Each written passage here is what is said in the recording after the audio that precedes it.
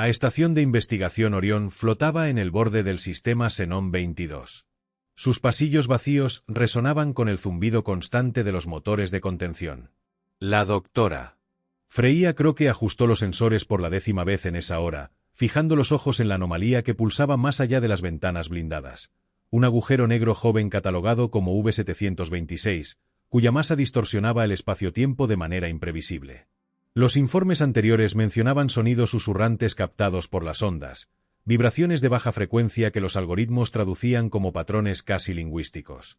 Ella deslizó los dedos sobre la pantalla holográfica, proyectando gráficos que oscilaban en sincronía con los latidos cardíacos de la entidad.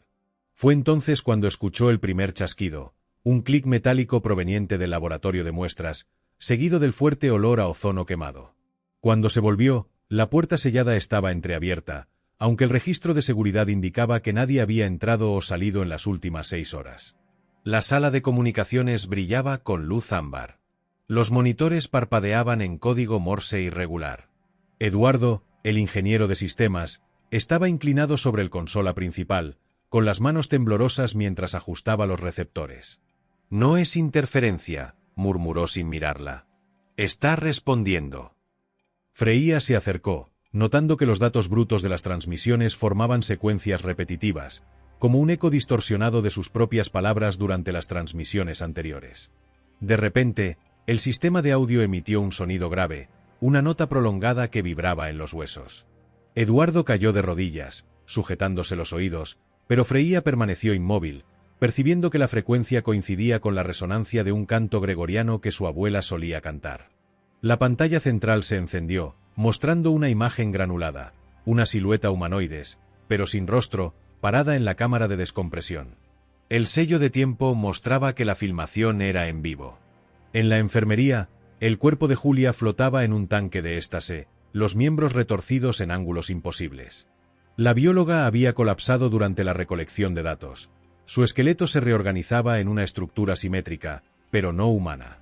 La doctora Croque pasó horas analizando muestras de tejido, encontrando trazas de elementos que no existían en ningún banco de datos. A las 3 de la madrugada, el sistema de ventilación se detuvo, y el aire se volvió denso con el olor a óxido y algo orgánico, como carne asada. Ella corrió hacia el pasillo solo para encontrar a Eduardo frente al portal de observación, los ojos blancos como mármol. «Él quiere conversar», dijo él, la voz saliendo en 2 tonos, como si 2 personas hablaran en unísono. Detrás de él, la anomalía se había expandido, su borde devoraba las estrellas cercanas, mientras ondulaba como una membrana viva. Freya sintió algo tocar su nuca, no una mano, sino la ausencia de presión, como si el espacio alrededor de ella hubiera sido tragado hacia un vacío. Los registros de bordo de la Orión terminan abruptamente a las 4:47 con una entrada final escrita en caracteres que se deshacen en manchas de tinta en los bordes del papel. Una transcripción parcial menciona conversaciones con el vacío y la gramática de la oscuridad. La nave de rescate enviada 3 semanas después encontró la estación intacta, pero vacía, con todos los sistemas funcionando normalmente. En la sala de reuniones, una pila de hojas impresas detallaba ecuaciones que describían la conversión de materia en información pura, firmadas por Freya y Eduardo.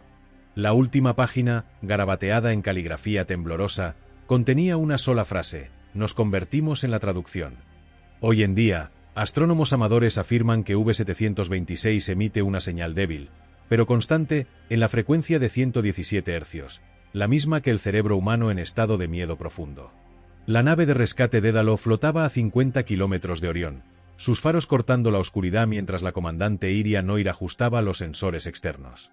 La transmisión de emergencia de la estación había cesado abruptamente 37 minutos antes, reemplazada por un ruido blanco que recordaba estática de televisión antigua. «Lectura térmica normal», dijo el piloto Jared, rascándose la nuca tatuada con runas nórdicas. Iria frunció el ceño, observando la imagen de la estación en la pantalla, intacta, pero con las luces internas parpadeando en intervalos irregulares, como un corazón en fibrilación. Ordenó el lanzamiento de una sonda que regresó con datos contradictorios.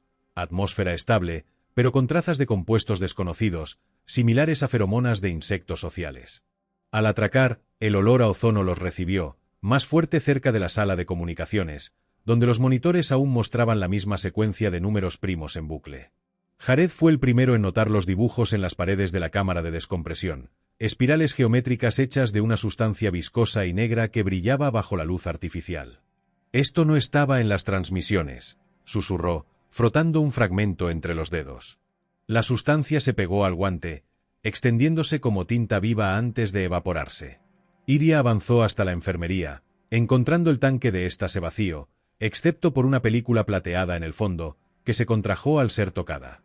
En el siguiente pasillo, oyeron voces ahogadas provenientes de la sala de reuniones. Al entrar, vieron los cuerpos de Freya y Eduardo sentados a la mesa, inmóviles, los rostros cubiertos por una capa cristalina que reflejaba la luz como diamantes. Entre ellos, un holograma giraba lentamente, representación 3D de V726 ahora envuelta por líneas doradas que recordaban circuitos neuronales. A las 9 de la noche, el sistema de comunicación de la Dédalo emitió una alarma. Iria corrió a la plataforma, encontrando a Jared inclinado sobre los controles, los ojos abiertos de par en par. «La nave está respondiendo», dijo, la voz fallando. Los motores habían sido activados sin orden, y el computador mostraba una ruta preprogramada directamente hacia el horizonte de eventos de V726. Antes de que pudieran reaccionar, las luces se apagaron, y una vibración recorrió el suelo, acompañada de un coro de voces susurrantes en lenguas muertas. Iria intentó acceder al manual de emergencia, pero las páginas del libro físico se deshicieron en sus manos, transformándose en cenizas que formaban patrones similares a los dibujos de la estación. En la pared opuesta, una figura comenzó a materializarse, la misma silueta humana sin rostro, ahora delineada por miles de puntos luminosos, como estrellas atrapadas. Lo último que Jared registró en su diario de bordo fue la sensación de ser observado, no por ojos, sino por ausencias, agujeros en el aire que absorbían la luz alrededor. Escribió sobre cómo la figura extendió un miembro alargado, tocando el casco de la nave, y cómo el metal se derritió como cera, moldeándose en nuevas formas. «No es un ataque», garabateó con tinta borrosa. «Es una conversación». Los registros de audio recuperados posteriormente muestran que en los últimos minutos, la frecuencia de 117 Hz se sincronizó con los latidos cardíacos de la tripulación, mientras voces superpuestas repetían: «Traduzcanse». La Dédalo fue encontrada 6 meses después orbitando V726 en una trayectoria perfecta, con todos los sistemas funcionando, pero sin señal alguna de vida, excepto por un único holograma en la plataforma, una esfera negra pulsante, rodeada por ecuaciones que describían la conversión de la conciencia en materia oscura. La Tierra recibió la primera señal 3 semanas después de que la Dédalo desapareciera. Un observatorio en Chile captó ráfagas de radio en la frecuencia de 117 Hz, ecos en patrones que coincidían con los latidos de un corazón humano. La doctora Serafina Rojas, astrofísica especializada en fenómenos de alta energía, fue designada para analizar los datos. En su laboratorio, las oscilaciones formaron una secuencia que recordaba código Morse, pero cuando se tradujo, resultó en fragmentos de poesía en latín arcaico. «La oscuridad no está vacía», repetía una línea. «Ella escucha». Serafina pasó noches ajustando los algoritmos hasta que una simulación reveló algo perturbador. Las transmisiones no venían de V726, sino de dentro del sistema solar, reflejadas por la magnetosfera de Júpiter. A la mañana siguiente, durante una reunión del equipo, el asistente de Serafina, Milo, entró en la sala con una expresión pálida. Llevaba un tablet donde imágenes del telescopio espacial mostraban una mancha oscura expandiéndose cerca de la órbita de Marte. No era un objeto, sino una región del espacio donde la luz parecía ser tragada en espirales. Mientras discutían, el sistema de iluminación del laboratorio falló, sumiendo la sala en penumbra. Fue entonces cuando escucharon el primer susurro, no por los altavoces, sino dentro de sus propias cabezas, una voz que recordaba a Freya y Eduardo hablando en unísono: «Ustedes ya fueron traducidos». Milo cayó al suelo convulsionando, mientras sus venas brillaban en un tono azul eléctrico, como circuitos expuestos. A medianoche, Serafina decidió inyectar la señal en un simulador de realidad virtual para visualizar su estructura. El programa colapsó en segundos, pero antes proyectó una imagen fugaz, una red de filamentos negros conectando todos los puntos donde la anomalía había sido detectada, incluyendo la propia Tierra.